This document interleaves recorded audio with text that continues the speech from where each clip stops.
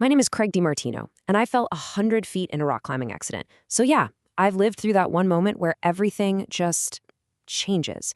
Today, we're going to dig into what it really takes to survive when the unthinkable happens, using my story and the stories of others who fought their way back from the absolute edge. This is a moment I know all too well. One second, you're out there, you're doing something you absolutely love. The next, your world has just been torn apart, and suddenly the only thing that matters is taking one more breath. And that leads to the big question, right? What is it? Is it just dumb luck? Is it training? Is it pure stubborn will? Or is it some messy combination of all of it? We're going to walk through the critical stages that almost every survivor goes through, from that first second of impact to the long, long road home. Okay, let's get into it. Every single one of these survival stories, it begins right here. And it's not some slow descent into danger. No way. It is a sudden, violent, and total shift in your reality. Think about this for a second. These all start as just normal days. For a hunter named Nathan Holcomb, it was just setting up a tree stand. For Ted Porter, it was hiking on a glacier. For me, it was climbing a rock face I knew. But it's that one little thing, the one misstep, the one strap that breaks, the one rock that lets go, that turns a perfectly normal day into a fight for your life. And it happens in a blink. So now you're on the ground. You're hurt, you're alone, you're completely disoriented. The biggest, most immediate threat isn't the broken bone, it's not the bleeding, it's the war that just exploded inside your own head. And you've really got two roads you can go down in that moment. On one side, you have panic. That's tunnel vision, fear that just freezes you solid, total helplessness. But on the other side, you've got assessment. Take Dr. Joe Bumgartner. He's a surgeon and he fell 22 feet. The second he hit the ground, his training just kicked in. Instead of panicking, he went straight into doctor mode. He did a clinical self-check, looking for paralysis, IDing his broken femur, and immediately thinking about how to stabilize it. That methodical approach, that's the first step to getting out alive. So you've done that initial assessment. But what comes next is often a choice. And let me tell you, it is never an easy one. In fact, it might be the most gut-wrenching, impossible decision you will ever have to make. I mean, can you even imagine this? This was the horrifying dilemma that a father named Rick Collins faced. His son Jake had fallen from a cliff. He was unconscious, having seizures. If Rick stayed with him, they would almost certainly both die. But leaving him, leaving your own son, felt like the most unthinkable betrayal. Just let that sink in. 3 times he had to turn around and force himself to walk away.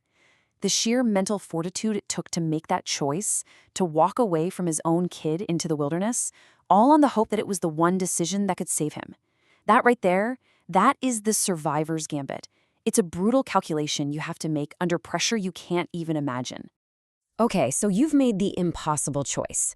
Now the real work starts. This next phase, it's all about pure grinding endurance. It is a test of your will that can go on for hours, or in some cases, days. Let's talk about 300 yards. To put that in perspective, that's like crawling the length of 3 football fields. That is the distance Nathan Holcomb army crawled through a field, dragging his body with his elbows because his back was broken and he couldn't feel his legs. And his only goal? An ATV, parked way over there, that was his one and only ticket out. 40 feet. Okay, picture a 4-story building, but it's a sheer wall of ice. That is what Ted Porter had to climb to get out of the crevasse he'd fallen into. And he did it with a shattered vertebra, pulling himself up inch by painful inch with only one ice axe.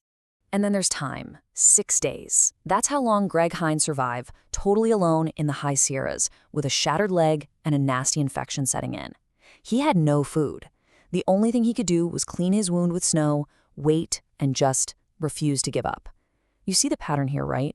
These aren't huge, heroic leaps. They're tiny acts of relentless, stubborn progress against absolutely impossible odds. And if you make it, if you're one of the lucky ones who gets through all of that, the story isn't over, not by a long shot. You come back to the world, but you are not the same person who left. You carry the scars, both the ones people can see and the ones they can't. Because, surviving the event itself is one thing, but surviving the memory of it, well, that's a whole other battle. For a lot of people, like Jake Collins, a huge part of healing is actually facing that trauma head on. By going back to that cliff with his dad, he wasn't just revisiting a location. He was taking back a piece of his life, finding some perspective and healing a wound you can't see. And this is a truth I've had to learn for myself, the hard way. After my fall, after all the surgeries, after my leg was amputated, I had to choose what my story was going to be. The fall is a huge piece of me, for sure. But it doesn't get to be all of me. I'm still a climber. I'm still a father. I'm still me. The event shapes you, yeah? But you get to decide what that final shape looks like. And that's really what I want to leave you with. These stories, they're not just about some superhuman people in crazy circumstances. They're a testament to something that lies deep inside all of us. It really makes you wonder, doesn't it?